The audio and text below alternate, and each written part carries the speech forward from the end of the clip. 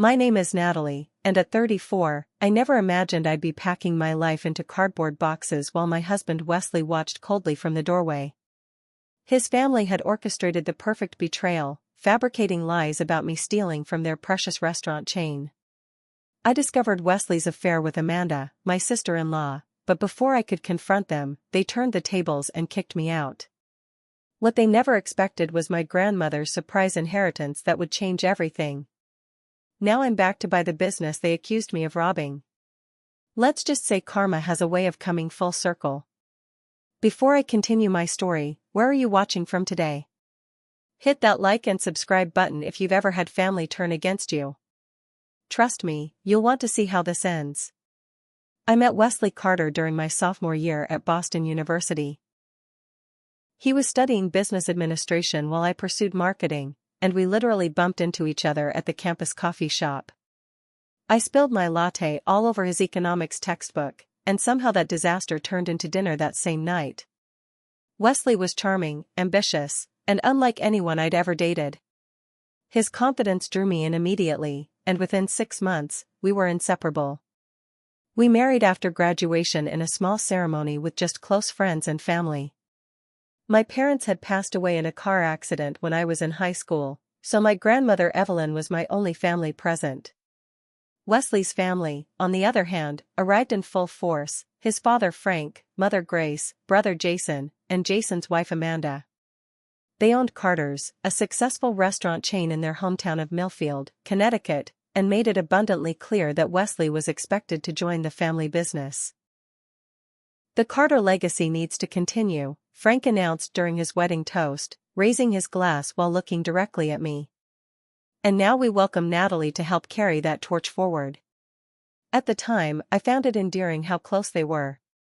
I'd grown up with just my grandmother after losing my parents, so the idea of a big, successful family embracing me seemed like a dream. Wesley assured me we'd build our own path while honoring his family's legacy.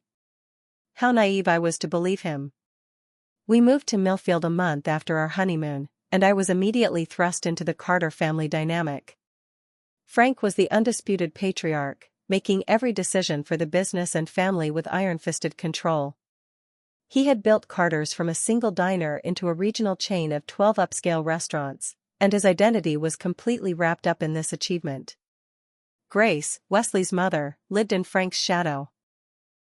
She managed the administrative side of the business but deferred to her husband on everything else. She welcomed me with rehearsed warmth that never quite reached her eyes. "We Carter women know our place," she told me while showing me around their sprawling home. "We support our men and protect the family interests." Then there was Jason, Wesley's older brother, who had always lived in the shadow of his more charismatic sibling. Despite being the firstborn, Jason had been passed over for eventual leadership of the business because Frank found him too soft. The resentment was palpable whenever the brothers were in the same room.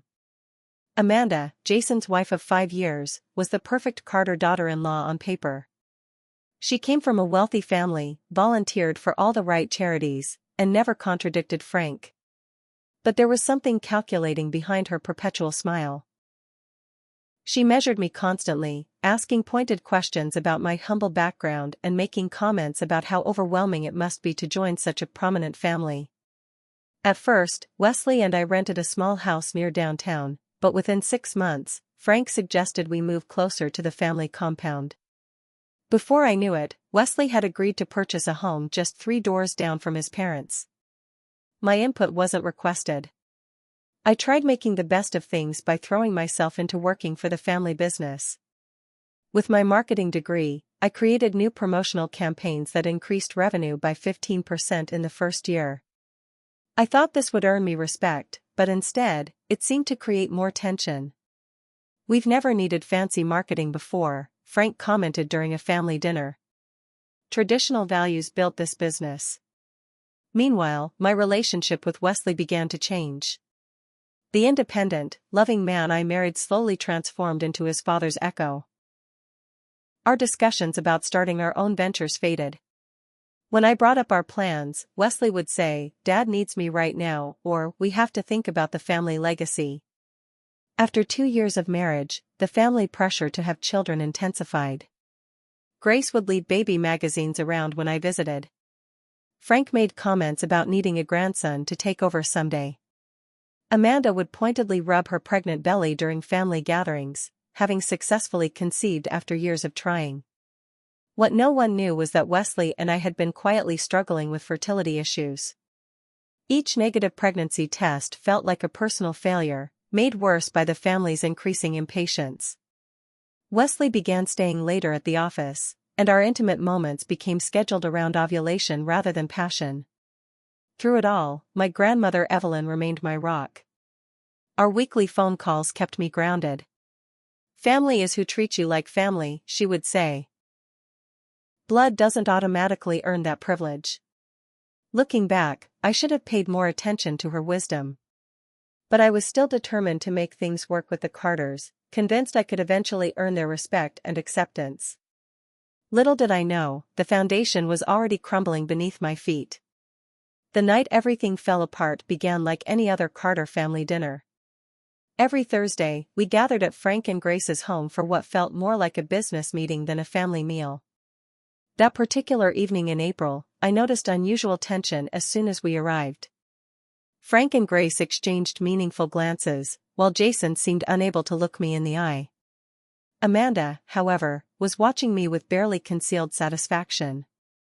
Wesley had been distant all week, claiming stress about a new restaurant location. When I reached for his hand under the table, he flinched away. Throughout dinner, conversation flowed around financial matters and community gossip, but something felt off. I caught Amanda whispering to Wesley when she thought no one was looking. "Wesley seems distracted lately," Grace commented, her eyes fixed on me. "Perhaps he's working too hard. Or perhaps he has other things on his mind," Amanda added with a strange smile. After dinner, I excused myself to use the bathroom and noticed Wesley's phone on the hallway table. A text notification caught my eye. "Same time tomorrow?" Something in my gut twisted. I shouldn't have looked, but I picked up his phone. The message preview showed more. "Same time tomorrow?" I can't wait to feel your hands on me again." My hands trembled as I replaced the phone. That night, I confronted Wesley in our bedroom. "Is there something going on between you and Amanda?" I asked directly. Wesley's face flushed then paled. "That's ridiculous. She's my sister-in-law. And Jason's wife." "Then why is she texting you about feeling your hands on her?" "You went through my phone?" His voice rose, immediately shifting to offense rather than addressing my question. "That was probably about the shoulder massage I gave her when she had tension from carrying the baby." "You're being paranoid, Natalie." The explanation seemed plausible, but his defensive reaction told me otherwise. For the next week, I paid closer attention. Wesley's late nights became more frequent. His excuses more elaborate. Then on Tuesday, he claimed to be visiting a potential new restaurant location in the next town over. I followed him. My hands gripped the steering wheel so tightly my knuckles turned white as I maintained a safe distance behind Wesley's car. He didn't drive to another town. Instead, he pulled into the parking lot of the Lakeside Hotel, just 15 minutes from our home. I watched as he took a room key from the front desk and headed to the elevator. 20 minutes later, Amanda's red BMW pulled into the same parking lot. I sat in my car, physically ill, as the reality crashed over me. My husband and his brother's wife. How long had it been going on? The sideways glances, the private jokes, the times they volunteered to pick up supplies together, it all made horrifying sense now. I called my grandmother, sobbing so hard I could barely speak. "Evelyn, they've been. Wesley and Amanda, they're having an affair." "Oh, my sweet girl," she said, her voice steady as always. "Come home to me. You don't need to stay there another minute." "I have to confront him first," I replied. "I need to hear him say it." I drove home in a daze, tears blurring my vision. The house was empty when I arrived, so I sat in the dark living room, waiting. Around midnight, I heard Wesley's key in the lock. When he turned on the light and saw me sitting there, he jumped.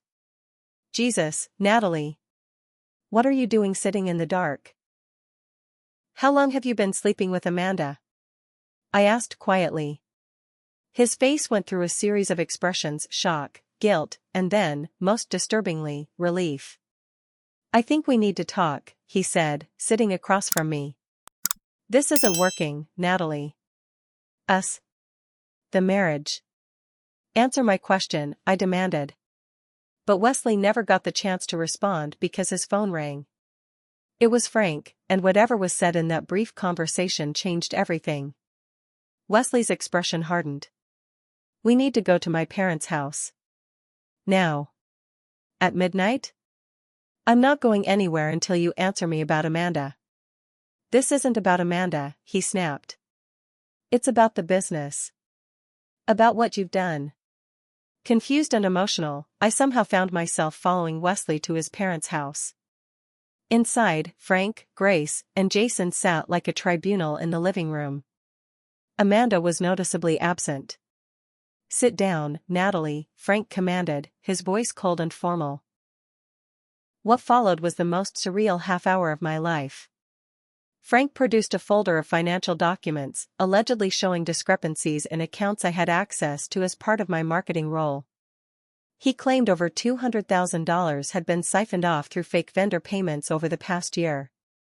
We've been investigating for months, Frank said. The trail leads directly to you. This is insane, I protested. I've never stolen anything in my life. The evidence is clear, Wesley said, unable to meet my eyes.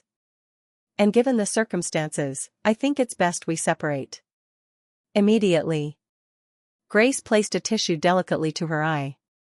We welcomed you into our family, Natalie. This is how you repay our trust?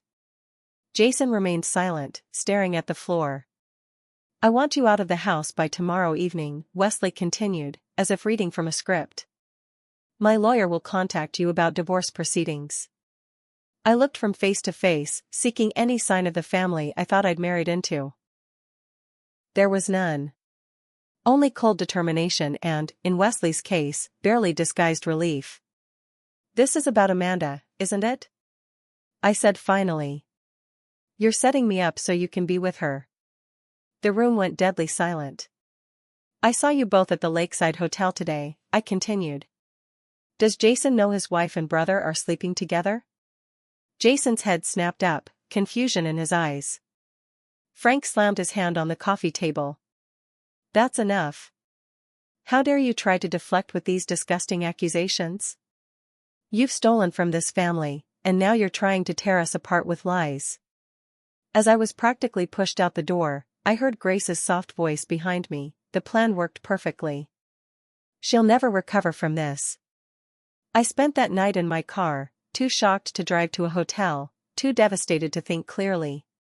By morning, I understood that I'd been outmaneuvered in a game I didn't even know I was playing. The small apartment I rented on the outskirts of Millfield was nothing like the spacious home I'd shared with Wesley. A single bedroom, a kitchenette with ancient appliances, and a bathroom where the shower ran either scalding hot or freezing cold, never in between.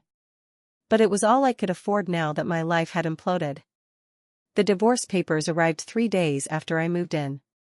Wesley was seeking complete separation of assets, claiming that our prenuptial agreement was void due to my alleged criminal activity.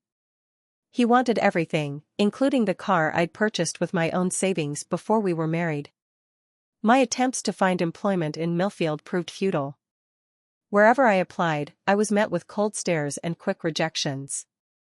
The Carter family had spread their version of events throughout the tight-knit business community. I was the ungrateful wife who had stolen from her generous in-laws, a criminal who couldn't be trusted. By the 3rd week, I was surviving on ramen noodles and the small emergency fund I'd maintained separate from our joint accounts. I'd sent dozens of resumes to marketing firms in neighboring towns, but the Carter influence seemed to extend far beyond Millfield's borders. Then came the call that changed everything. Ms. Reynolds, an unfamiliar voice said when I answered. This is Dr. Patel from Mercy Hospital in Portland. Your grandmother, Evelyn Reynolds, has been admitted with pneumonia. Her condition is serious, and she's been asking for you. I drove to Portland that night, pushing my unreliable car to its limits. My grandmother had raised me after my parents died, sacrificing her own comfort to ensure I received a good education and never felt the absence of love in my life. The thought of losing her now, when she was my only remaining family, was unbearable. Evelyn looked small in the hospital bed, her once vibrant face pale and drawn. When she saw me, her eyes lit up briefly. "My Natalie," she whispered, reaching for my hand. "You came." "Of course I came," I said, fighting back tears. "You're all I have left." Over the next week, I barely left her side. We talked during her lucid moments, reminiscing about my childhood and the simple, happy life we'd shared. Sometimes she drifted, speaking of people and places from her past. Occasionally, she made cryptic comments that confused me. "Don't worry about what comes next," she told me one evening, her grip surprisingly strong on my hand. "I've made preparations for your future." "Don't talk like that," I pleaded. "You're going to get better." She smiled knowingly. "We both know that's not true, dear. But remember what I always taught you about storms? They reveal which trees have deep roots," I finished for her. "And your roots go deeper than you know," she nodded. "Promise me you won't let those people destroy who you are." I promised, though I had no idea how I would keep my word. My life felt irreparably shattered, my future a blank void. Evelyn passed peacefully in her sleep 3 days later. I was holding her hand when the monitors flatlined, the steady beat becoming one continuous tone that seemed to echo the emptiness spreading inside me. The funeral was small, attended by a few of Evelyn's friends from her church and former colleagues from the school where she'd taught mathematics for 40 years. As I stood by her casket, I felt truly alone for the first time in my life. After the service, a distinguished older man approached me. "Ms. Reynolds? I'm Robert Blackwell, your grandmother's attorney. When you're ready, we need to discuss some matters regarding her estate." I nodded numbly, assuming there would be modest arrangements to cover the funeral costs. Evelyn had lived comfortably but frugally in the same small house for decades. The next day, I met Mr. Blackwell at his office. What he revealed left me speechless. "Your grandmother was, to put it mildly, a financial genius," he began, placing a thick folder on the desk between us. "While teaching mathematics, she also invested in the stock market with remarkable success. Additionally, she purchased several properties during the recession of 2008 when prices were at their lowest." I stared at him, uncomprehending. "Ms. Reynolds, your grandmother has left you an estate valued at approximately $5 million in liquid assets, plus real estate holdings worth another $3 million. The room seemed to tilt. "That's impossible. My grandmother lived in a small house.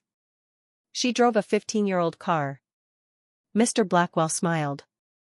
"Evelyn believed in living below her means. She once told me, wealth that's flaunted isn't wealth at all, just insecurity with a price tag." He slid an envelope across the desk. "She left this for you as well." With trembling hands, I opened it to find a handwritten letter in my grandmother's elegant script. "My dearest Natalie **. If you're reading this, I've moved on to wherever mathematicians go when they've solved their final equation. Don't grieve too long, my love. I've had a wonderful life, and raising you was the joy of it *. You're wondering about the money. I never told you because I wanted you to make your own way, to value work and integrity over wealth. But I always kept this as your safety net, your rainy day fund as my mother used to call it *. And my dear, it seems the rain has come. I know about Wesley and his family. A teacher never really retires, and I have former students everywhere, including Millfield. What they've done to you is unforgivable, but remember, forgiveness isn't for them anyway, it's to free yourself *. Use this inheritance wisely. Not for revenge, but for justice. Not to destroy, but to rebuild. Your life isn't over, my sweet girl. In many ways, it's just beginning *. All my love *. Grandma Evelyn *. I pressed the letter to my chest, tears flowing freely. For the first time since the night Wesley and his family ambushed me, I felt something other than despair. I felt hope. And beneath it, the first flickering spark of a plan. 3 months passed, and anyone who had known Natalie Reynolds would hardly recognize the woman who now sat in the sleek office of Boston's premier financial advisory firm. My grief over Evelyn had transformed into focused determination. My appearance had changed too. I'd cut my long brown hair into a sophisticated bob and replaced my casual wardrobe with tailored power suits. The outer transformation reflected the inner one. I was no longer the trusting, naive woman who had been discarded like trash. The diversification strategy we've implemented has already shown promising returns, said Diana Chen, my financial advisor. But regarding your interest in the restaurant industry, I've found something that might intrigue you. She slid a report across the polished conference table. Carter's Restaurants appears to be struggling financially. Their expansion efforts have stalled, and there are rumors of internal conflicts affecting operations. My heart beat faster as I scanned the documents. What exactly are we looking at? Their most recent loan applications have been denied by 3 different banks. They're overleveraged and their cash flow is problematic. The business could be vulnerable to acquisition. I leaned back, absorbing this information. And if someone wanted to acquire them? Diana's eyes sparkled with professional interest. With your capital, it's entirely possible. But given your personal connection, I'd recommend creating a shell company to hide your involvement until the deal is secured. That afternoon, I met with Kevin Barnes, a private investigator recommended by Diana. He was a former FBI agent with a reputation for thoroughness and discretion. I need to know everything about the Carter family and their business, I explained. Financial irregularities, personal indiscretions, potential legal vulnerabilities, anything that might give me leverage. Kevin nodded, his expression neutral. May I ask why? It helps me focus my investigation if I understand the objective. I considered how much to reveal. They destroyed my reputation based on false accusations. I need to understand exactly what I'm dealing with before I make my next move. Fair enough. I'll need a retainer and about 3 weeks to do a comprehensive investigation. True to his word, Kevin delivered his findings exactly 3 weeks later. The thick file he placed on my hotel room table contained more ammunition than I could have hoped for. The Carters have been playing fast and loose with their tax filings for years, he explained, pointing to highlighted sections in various documents. They've been claiming personal expenses as business deductions, underreporting cash transactions, and there's a pattern of hiring undocumented workers and paying them off the books. I flipped through the pages, a strange calm settling over me. What about Wesley and Amanda? Kevin pulled out another section of the report. Their affair has been going on for approximately 2 years, predating your marriage issues. They meet primarily at the Lakeside Hotel but occasionally at a cabin owned by Amanda's family. Jason suspects something but has no concrete evidence. The confirmation of what I'd seen that night was both painful and validating. And the alleged embezzlement I was accused of? Fabricated, Kevin stated flatly. The documents were altered, and the money was actually redirected to a shell company owned by Frank Carter. It appears to be a slush fund for various under-the-table dealings. I spent the next week reviewing everything Kevin had uncovered and consulting with a team of lawyers about my options. The plan that emerged was both legal and devastating. We can create Evelyn Ventures LLC, my corporate attorney suggested.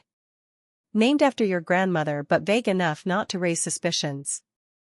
With this entity, you can begin making strategic moves without revealing your identity. My first step was purchasing commercial properties adjacent to 3 of Carter's flagship restaurants, giving me control over their lease renewals.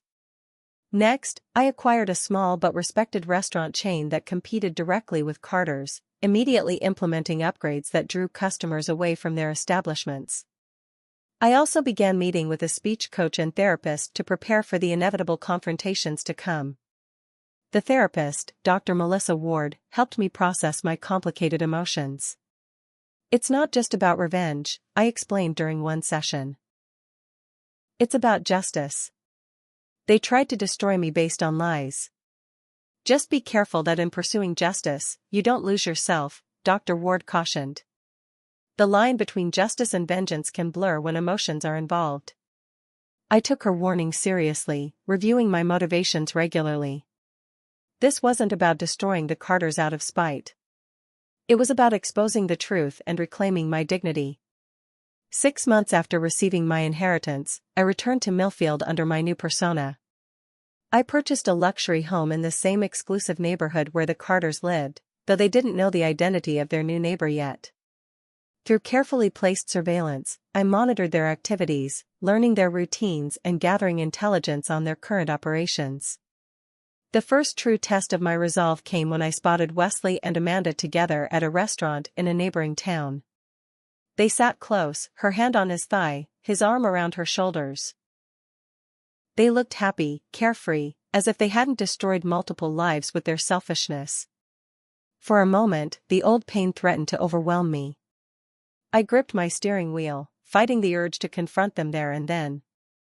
Instead, I took deep breaths, remembering Dr. Ward's techniques for emotional regulation. This isn't about them anymore, I whispered to myself. This is about reclaiming my life. I drove away without them ever knowing I was there, more determined than ever to see my plan through to completion. The following week, I hosted an exclusive gathering at my new home, inviting Millfield's business elite, many of whom were Carter's business associates and clients. I introduced myself as Natalie Evelyn, a successful entrepreneur looking to invest in local businesses. No one connected me to the disgraced Natalie Reynolds who had left town in shame over a year ago. Throughout the evening, I gathered intelligence while appearing to be nothing more than a wealthy newcomer seeking investment opportunities. I learned that Carter's was indeed struggling, with quality issues and staff discontent plaguing their operations. Frank's become impossible to work with, confided one supplier who'd had too much champagne. The man's paranoid about money, cutting corners everywhere. And that son of his, Wesley, spends more time with his sister-in-law than running the business, if you know what I mean. I smiled, filing away this gossip while maintaining my composed facade. How interesting. I've been considering the restaurant industry for my next venture. Perhaps I should look into the situation more closely. By the end of the night, word had spread about the mysterious investor interested in local restaurants. It wouldn't be long before the news reached the Carters. 3 days later, as I was reviewing property assessments for another potential acquisition, my phone rang. The caller ID showed Carter's corporate office. Everything was proceeding exactly according to plan. The upscale boutique in downtown Millfield catered to the town's elite, a place where the wealthy wives and daughters of prominent families shopped for designer clothes they didn't need. I deliberately timed my visit to coincide with Grace Carter's regular Thursday afternoon shopping appointment, information gleaned from Kevin's surveillance report. I browsed casually through a rack of summer dresses, watching from the corner of my eye as Grace entered, exchanging air kisses with the store owner. She looked thinner than I remembered, with new lines etched around her mouth. The strain of the family's financial troubles was showing. Positioning myself at the adjacent rack, I reached for the same silk blouse Grace was examining. "Oh, I'm sorry," I said with a warm smile. "Please, you take it." Grace looked up, not recognizing me with my new hairstyle and designer outfit. "No, that's quite all right. There are several sizes." "I love this designer," I continued conversationally. "Their attention to detail is exceptional." Grace nodded, warming slightly to the topic. Fashion had always been her passion, one of the few areas where she expressed genuine enthusiasm. "The craftsmanship is remarkable. Are you new to Millfield?" "I don't believe we've met." "Natalie Evelyn," I offered my hand, using the name I'd adopted for my return. "I just moved here a month ago. I'm looking at some investment opportunities in the area." Grace's interest visibly increased. The Carters had always been drawn to money and influence like moths to flame. "Investment opportunities? How interesting. What industry?" "Primarily hospitality and restaurants," I said casually. "I've had success with several establishments in Boston and New York." Millfield seems ripe for something fresh. Grace's smile faltered slightly. My family owns Carter's Restaurant Group. Perhaps you've heard of us? Actually, yes, I replied. I understand they're quite an institution here. Though I've also heard there might be some challenges recently? The color drained from Grace's face. Rumors are often exaggerated, she said stiffly. Of course, I agreed smoothly. Still, if your family ever considers outside investors, I'd be interested in a conversation. I've helped several established restaurants modernize without losing their essential character. I handed her a business card with my new professional identity. Perhaps we'll run into each other again. Millfield seems like such a close-knit community. As I walked away, I could feel Grace's eyes boring into my back. The seed had been planted. 2 weeks later, I closed on a property that would become the centerpiece of my strategy, a prime location directly across from Carter's flagship restaurant. Within a month, construction began on Evelyn's, an upscale restaurant featuring innovative cuisine and impeccable service.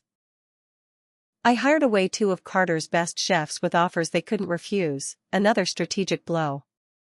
My housewarming party at the new mansion became the social event of the season. I spared no expense, hiring the top caterer from New York and a renowned jazz quartet. The guest list included everyone who mattered in Millfield's business community, conspicuously excluding the Carters themselves. As glasses clinked and conversation flowed, I networked strategically, making connections with Wesley's business partners and the town's influential figures. I spoke passionately about my vision for elevating Millfield's dining scene, never directly mentioning Carter's but ensuring everyone understood the competition I represented. You know, the Carters aren't going to be happy about another high-end restaurant in town, said Richard Holbrook, president of Millfield's Chamber of Commerce. Frank considers this his territory. I smiled enigmatically. Competition benefits the consumer, don't you think? Besides, there's room for more than one vision in fine dining. By evening's end, I'd secured promises from several key business leaders to attend Evelyn's grand opening. More importantly, I'd established myself as a formidable new player in Millfield's social hierarchy. The following morning, I met with the real estate agent handling commercial properties around town. By day's end, I had purchased 3 more buildings strategically located near other Carter restaurants. The agent was puzzled by my specific requests but happy with the generous commissions. You certainly seem to have a particular strategy in mind, she commented as we signed the final papers. I believe in creating synergy between properties, I replied vaguely. Location is everything in both real estate and restaurants. Word of my acquisition spread quickly. Within days, Frank Carter requested a meeting through his assistant, no doubt hoping to assess the threat I posed. I politely declined, citing a busy schedule, a calculated move to unsettle him further. Instead, I focused on making Evelyn's an instant success. The grand opening was covered by the regional press, with food critics praising the innovative menu and elegant atmosphere. The waiting list for reservations quickly extended to 3 weeks, while Carter's once-packed dining room began showing empty tables. Wesley and Frank were spotted having a heated argument in the parking lot of their corporate office, their raised voices carrying to passers-by. Jason began drinking heavily at local bars, once breaking down and confessing to a bartender that the family business was circling the drain. Amanda maintained her perfect facade, but her shopping sprees increased, as if grabbing what she could before it all collapsed. My next move was more direct. Evelyn Ventures LLC made a formal offer to purchase one of the struggling Carter restaurant locations on the outskirts of town. The offer was significantly below market value, but given their financial situation, it presented a lifeline they desperately needed. Frank's response was predictably hostile. He sent a blistering rejection through his lawyer, calling the offer insulting and vowing that no Carter property will ever fall into outside hands. I hadn't expected him to accept, but the offer served its purpose, forcing the Carters to use precious resources to shore up their weakest location rather than addressing more critical issues in their core business. Meanwhile, the private investigator continued monitoring their personal and professional activities. He delivered weekly reports detailing the family's increasingly desperate attempts to secure financing, their internal conflicts, and the deteriorating relationship between Jason and Wesley. Jason confronted Wesley about Amanda last night, Kevin reported during one of our meetings. It didn't get physical, but Jason threw a drink in Wesley's face at the country club. Members are talking. The Carters' carefully cultivated image was crumbling from within and without. Their suppliers, sensing instability, began requiring payment up front. Staff turnover increased as employees sought more secure positions. Even their social standing, once unassailable, showed cracks as Millfield's elite aligned themselves with the ascendant new restaurateur who seemed to have unlimited resources and influence. Through it all, I maintained my distance, letting my actions speak while I remained a mysterious figure on the periphery of their awareness. The time for direct confrontation would come, but first, I wanted them to feel the same helplessness and anxiety they had inflicted on me. 3 months after my return to Millfield, I received the call I'd been waiting for. The bank holding the primary loans on Carters had declined their refinancing application. With debts coming due and no way to cover them, the family business faced imminent collapse. That evening, I sat in my home office, looking out over the town that had once rejected me. On my desk lay the final piece of my plan, a formal offer from Evelyn Ventures LLC to acquire Carter's restaurant group in its entirety, at a price that would cover their debts but leave little else. Tomorrow, I would reveal myself as the buyer, bringing this chapter full circle.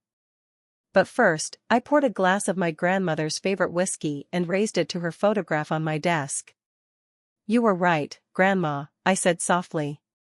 "Sometimes you have to weather the storm to appreciate your own strength." The conference room at First National Bank of Millfield felt charged with tension as I waited for the Carters to arrive. My lawyer, Sarah Goldstein, reviewed our documents one final time while the bank's representatives arranged water glasses and notepads with mechanical precision. "Remember," Sarah murmured, "stay calm regardless of their reaction. We have every legal advantage, but emotional outbursts could complicate things." I nodded, smoothing down my charcoal gray suit. The outfit was a power move in itself, designer, perfectly tailored, exuding the confidence of someone who belonged in rooms where multimillion-dollar decisions were made. At precisely 10 a.m., the door opened.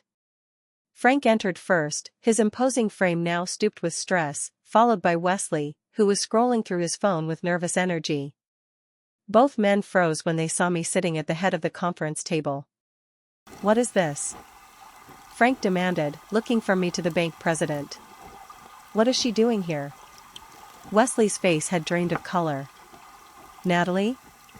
I smiled pleasantly. "Gentlemen, please take a seat. We have a lot to discuss." "I'm not sitting anywhere with you," Frank blustered. "James, what's the meaning of this?" he asked the bank president. James Harrington cleared his throat uncomfortably. "Mr. Carter, Ms. Reynolds represents Evelyn Ventures LLC, the company that has offered to acquire your business and resolve your outstanding loans with our institution." Wesley sank into a chair, still staring at me as if seeing a ghost. "This is impossible. You left town. You were broke." "Circumstances change," I replied calmly. "As I believe you well know." Frank remained standing, his face flushing with anger. "This is some kind of sick joke. I won't sell my family's legacy to the woman who stole from us." Sarah slid a folder across the table. "Perhaps you should review these documents before making accusations, Mr. Carter. They contain evidence that might change your perspective." While Frank glared suspiciously at the folder, Wesley reached for it. As he flipped through the pages, financial records, bank statements, photographs of him with Amanda entering the Lakeside Hotel, his expression shifted from confusion to dawning horror. "Dad," he said hoarsely. "We need to talk privately." "Nonsense," Frank dismissed him. "Whatever games she's playing, we won't fall for them again." "It's not a game," I interjected. "It's documentation of tax fraud, falsified business records, and evidence of how you framed me for embezzlement to cover your own financial misdeeds. My offer stands. I'll buy Carter's restaurants at the price specified and, in exchange, these documents remain private. Refuse, and they go to the IRS, the state tax authority, and the district attorney. Frank lunged forward, slamming his hands on the table. You vindictive bitch. You think you can come back here and threaten me? I built this business from nothing. Dad, stop. Wesley grabbed his father's arm. She has everything. The cabin, the fake vendor accounts, the cash deposits, everything. The bank president stood uncomfortably. Perhaps we should give you a moment to discuss this privately. After the bankers left, an uncomfortable silence filled the room. Frank paced like a caged animal while Wesley sat with his head in his hands. How? Wesley finally asked, looking up at me. How did you pull this off? My grandmother, I replied simply. She left me more than enough resources to uncover the truth. The real question is how you sleep at night, Wesley. You let your father frame me for his crimes so you could be with your brother's wife. You threw away 10 years together like it meant nothing. Wesley flinched. It wasn't like that. When Dad found out about Amanda and me, he said he'd disinherit me unless I went along with his plan. He said no one would believe you anyway, that you'd land on your feet. Frank whirled on his son. Shut up, you fool. Don't admit to anything. I laughed, a sound without humor. The great Frank Carter, willing to destroy an innocent person to protect his precious business and family name. How's that working out for you, Frank? Your business is failing, your sons hate each other, and your family is the subject of town gossip. Was it worth it? Frank's face contorted with rage. You think you've won? You're nothing. A nobody who got lucky with an inheritance. You don't know the first thing about running restaurants. That's where you're wrong, I countered. Under your leadership, Carter's has lost market share for 3 consecutive quarters.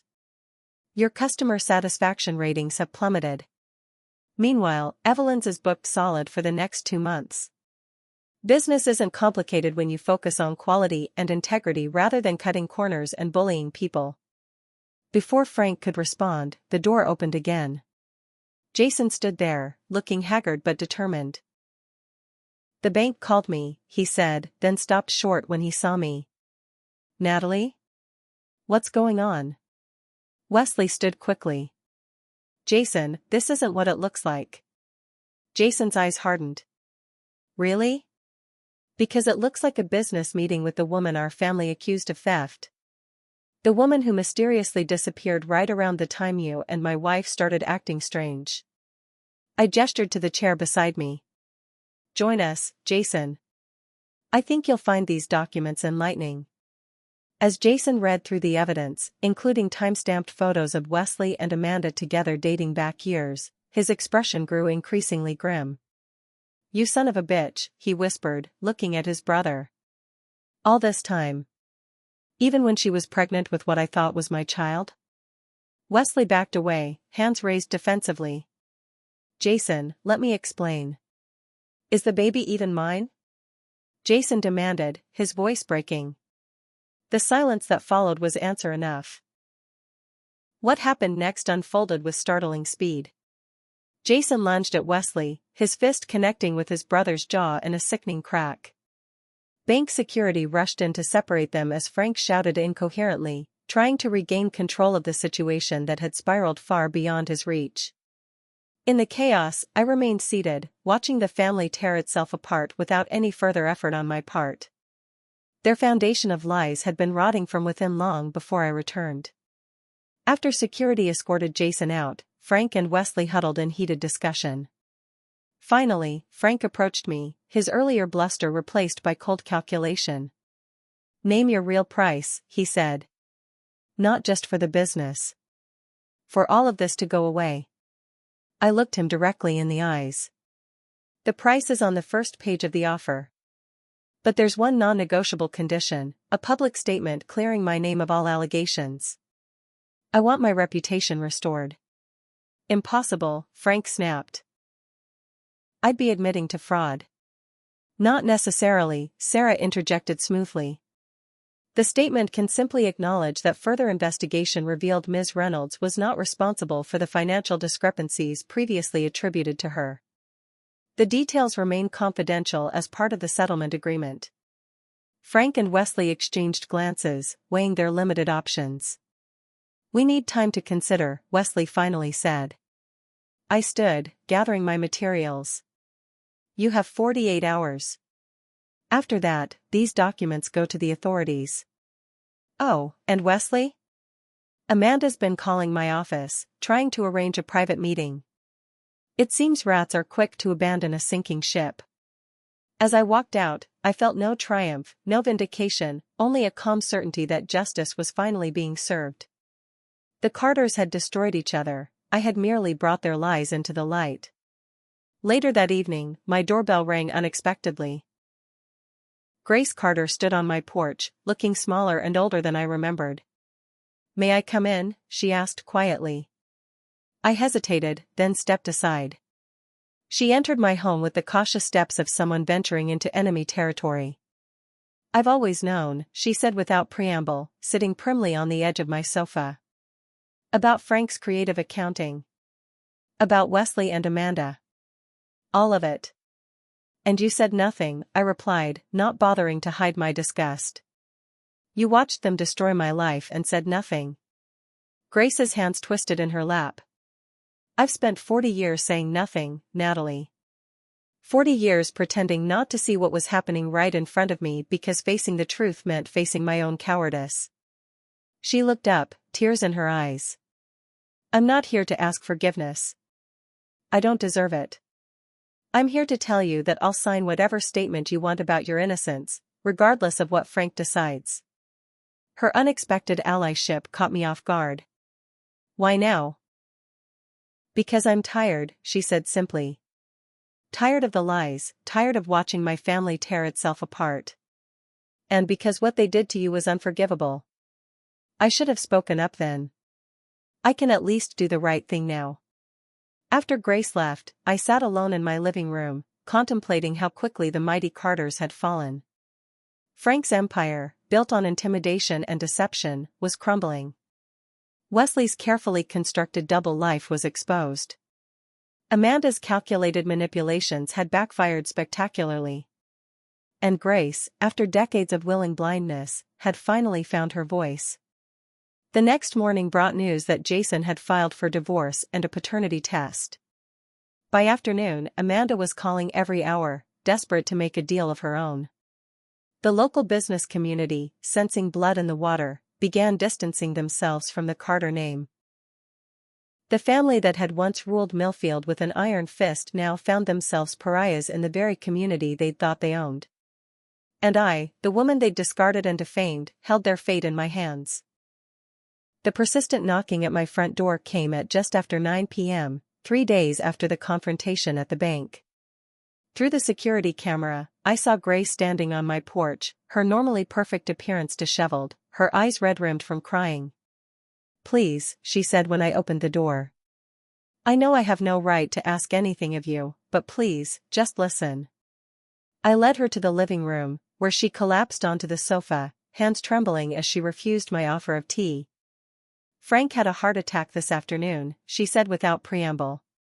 "He's stable, but the doctors say the stress." Her voice trailed off. "Everything is falling apart, Natalie. Everything we built." "You mean everything Frank built through intimidation and fraud," I corrected gently. Grace looked up, unexpected steel in her gaze. "No. I was there from the beginning too. The first restaurant was my family's money. I worked the books while Frank charmed the customers. I raised our sons while he expanded the business." Her shoulders slumped. "But somewhere along the way, I lost my voice. I became the silent partner in every sense." Her candor surprised me. The Grace I knew had never shown such self-awareness. "Why are you telling me this?" I asked. "Because I need you to understand that I knew." Tears spilled down her cheeks. "I knew what they were doing to you, and I did nothing. Worse than nothing, I helped them construct the lie. The guilt has eaten at me every day since." I sat silently, letting her confession hang in the air between us. Amanda came to the hospital today, Grace continued. Not to support the family, but to tell Wesley she's leaving him. She wanted assurances about her financial security first, of course. Of course, I echoed, thinking how predictable Amanda's behavior was. Always calculating her best advantage. Jason was there too, Grace said, her voice breaking. He brought the paternity test results. The baby isn't his. We all knew it, but seeing it in black and white.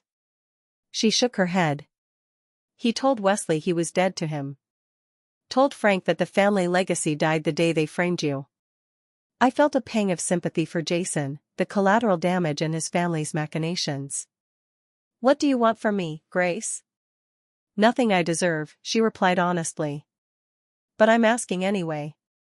The business is yours, we all know that's inevitable now. But this scandal will destroy what's left of my family.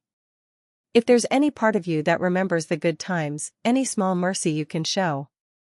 I studied the woman before me, trying to reconcile this broken figure with the cold, complicit Grace who had watched her husband and son destroy my life. Part of me wanted to savor their downfall, to ensure they felt every bit of the pain and humiliation they had inflicted on me. But Evelyn's voice echoed in my mind, use this inheritance wisely. Not for revenge, but for justice. Not to destroy, but to rebuild, I need complete transparency, I said finally.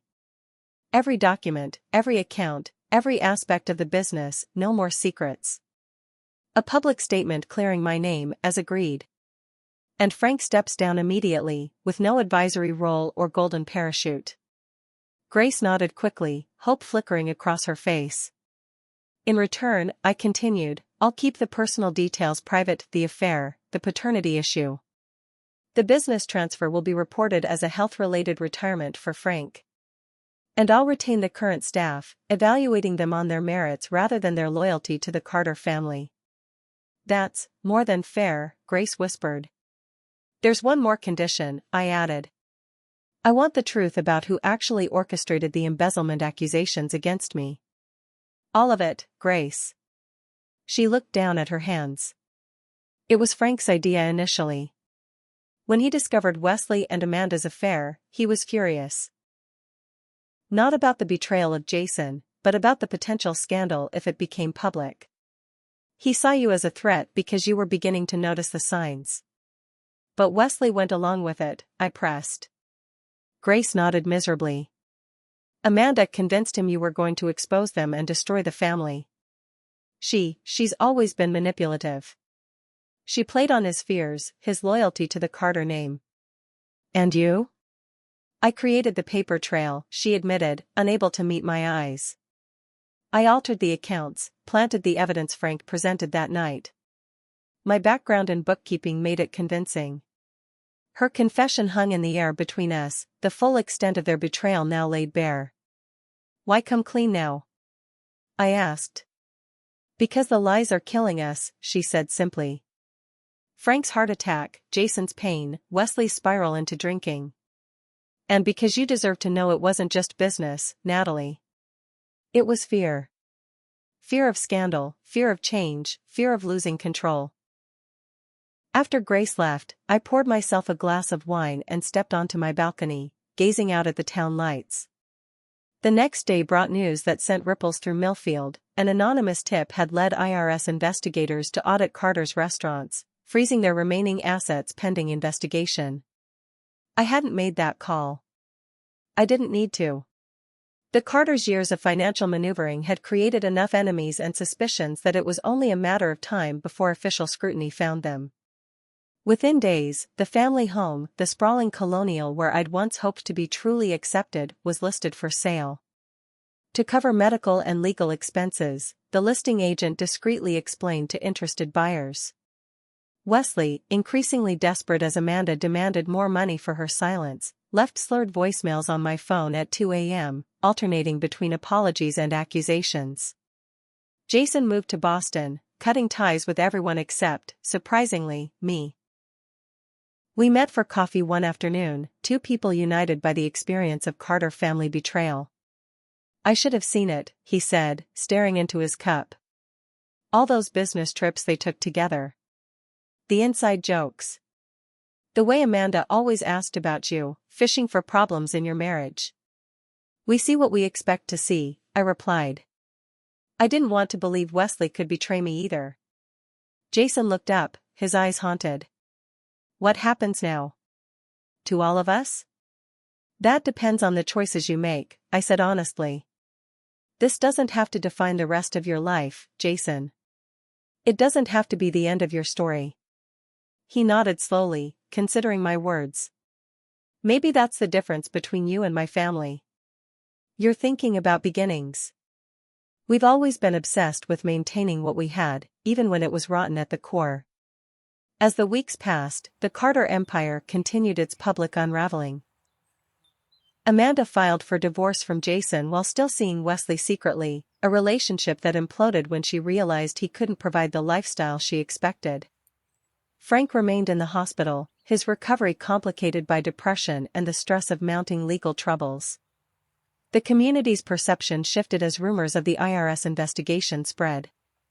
People who had shunned me based on the Carter's accusations now approached with tentative overtures of friendship. I accepted some, declined others, measuring each person's sincerity against their past actions. Through it all, I focused on the business transition, working with the Carter's employees who had no part in the family's schemes. Many were relieved to find their jobs secure under the new ownership, especially as I implemented better wages and working conditions. Then came the day I'd been waiting for. Grace called to say Frank had agreed to all my terms, including the public statement. After consultation with their lawyers, they'd decided damage control was their only option. The statement would run in the local paper the following morning. Justice, at long last, was within reach. The Millfield Community Center buzzed with anticipation as residents filled every seat. What had been announced as a special business community meeting had transformed into the social event of the season after rumors spread about the true purpose. At the front of the room, a table with microphones awaited the Carter family and me. I sat calmly in the front row, dressed in a cream-colored suit that projected confidence without arrogance. My journey from discarded wife to business owner was complete, but this public vindication would close the chapter definitively. The room hushed as Frank Carter entered, leaning on a cane, his once commanding presence diminished by his recent health crisis. Grace followed, her spine straight despite the circumstances, her eyes finding mine briefly with a mix of resignation and relief. Wesley slunk in last, avoiding eye contact with everyone. The handsome charm that had once captivated me now collapsed into sullen defeat. Mayor Thompson called the meeting to order, explaining that the Carter family had requested this forum to make an important announcement regarding their business and to address certain community misunderstandings. Frank approached the microphone first, clearing his throat several times before speaking. For over 30 years, Carter's Restaurants has been a cornerstone of this community, he began, his voice rougher than I remembered. Today marks a transition in leadership as I step down due to health concerns. He paused, visibly struggling with the words.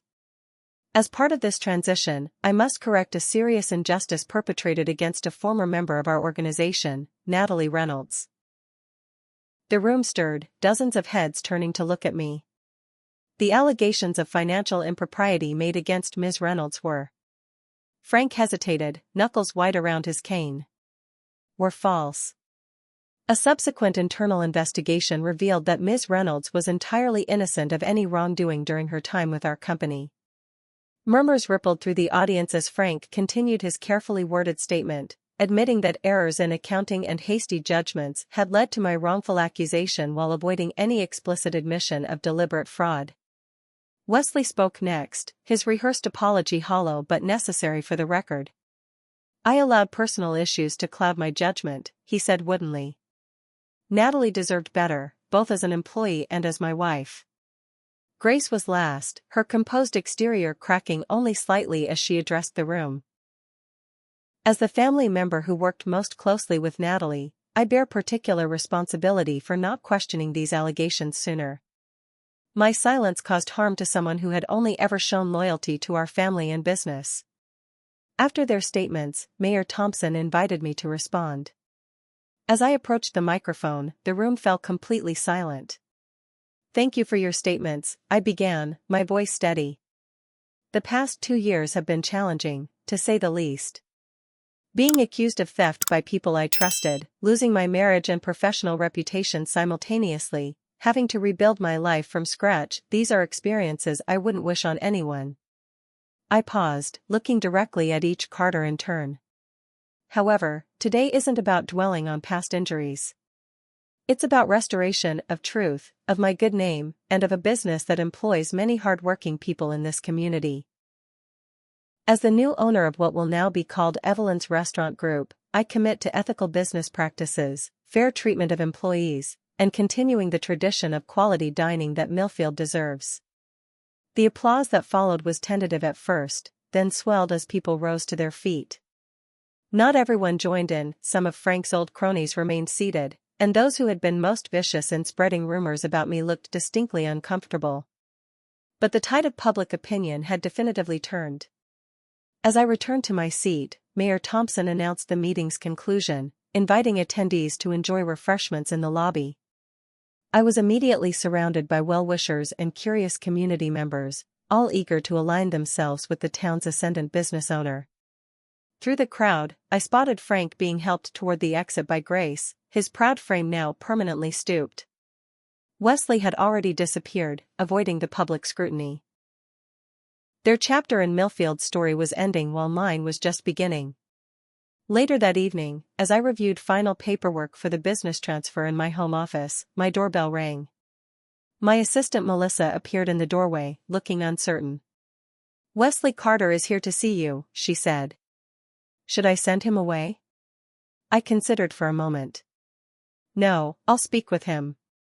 Please stay within earshot, though." Wesley had clearly been drinking, though he wasn't drunk.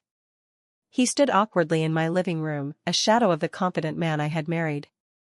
"Nice house," he said finally. "Bigger than our old place." "What do you want, Wesley?" I asked directly. He ran a hand through his hair. "I don't know. Closure? Forgiveness? To understand how you pulled all this off?" He laughed bitterly.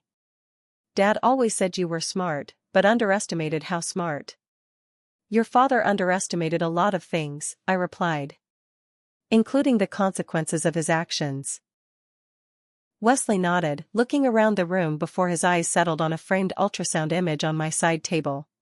He froze, staring at it with dawning comprehension. "You're pregnant?" he whispered.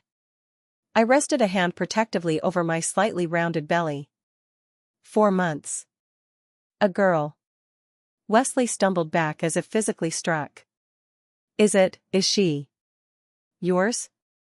"Yes." I met his gaze steadily. "I found out after I left Millfield. I was going to tell you, but then I discovered the full extent of your betrayal." "My child," he said hoarsely.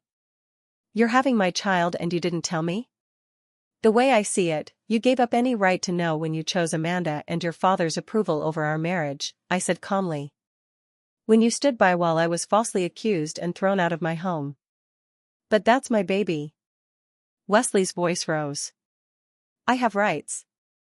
"You have legal options, certainly," I acknowledged. "You can file for paternity and visitation rights. Your lawyer can contact my lawyer. But consider carefully, Wesley. Any court will take into account your past behavior, the false accusations, the affair with your brother's wife. Do you really want your daughter to learn about who her father really is through court documents and testimony?" Wesley sank onto the sofa, head in his hands. "This isn't fair." "No," I agreed. "It isn't fair. None of it has been fair. But we're beyond fairness now, aren't we? We're simply dealing with consequences." After Wesley left, I sat for a long time stroking my belly, thinking about the future. My daughter would never know the pain of betrayal I had experienced. She would grow up secure in the knowledge that she was loved completely and protected fiercely. The empire I was building would be her legacy. 1 year later, Evelyn's restaurant group had expanded to 15 locations across 3 states. The original Carter's flagship had been completely renovated and rebranded as Evelyn's Fine Dining, named for my grandmother whose wisdom and financial foresight had made everything possible. My daughter, Lily Evelyn Reynolds, gurgled happily in her playpen in the corner of my office as I reviewed quarterly projections with my executive team. At 8 months old, she had my dark hair and Wesley's blue eyes, but her spirit was entirely her own, determined, curious, and joyful. Wesley had moved to Arizona, taking a mid-level management position with a hotel chain. After several legal consultations, he had ultimately decided not to pursue paternity rights, accepting instead a private arrangement where he received updates and photos but had no direct contact.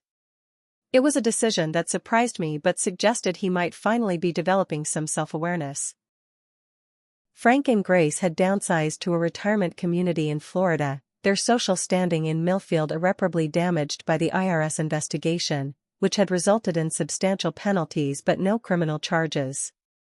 Jason had started over in Boston, finding unexpected happiness with a pediatric nurse who helped him heal from his family's betrayal. Amanda had fared worst of all. Abandoned by Wesley once he realized she had been playing him all along, rejected by Millfield society, and cut off from Jason's family money, she had retreated to her parents' home in Connecticut, her carefully constructed life of status and luxury completely dismantled. As for me, I had found unexpected fulfillment in building something meaningful from the ashes of betrayal. The restaurants thrived under leadership that valued both tradition and innovation. My employees, many of whom had worked for the Carters for years, repeatedly told me that the workplace culture had never been healthier. I had even begun dating again, cautiously accepting dinner invitations from Michael, a widowed architect who designed the newest Evelyn's location. He understood my trust issues and moved at my pace, showing through consistent actions rather than empty words that not all men were like Wesley. One afternoon, I sat in what had once been Frank's office, now redesigned in warm, welcoming tones. Lily played on a blanket nearby while I reviewed expansion plans. On the wall hung a portrait of Grandma Evelyn, her wise eyes seeming to approve of all I had accomplished.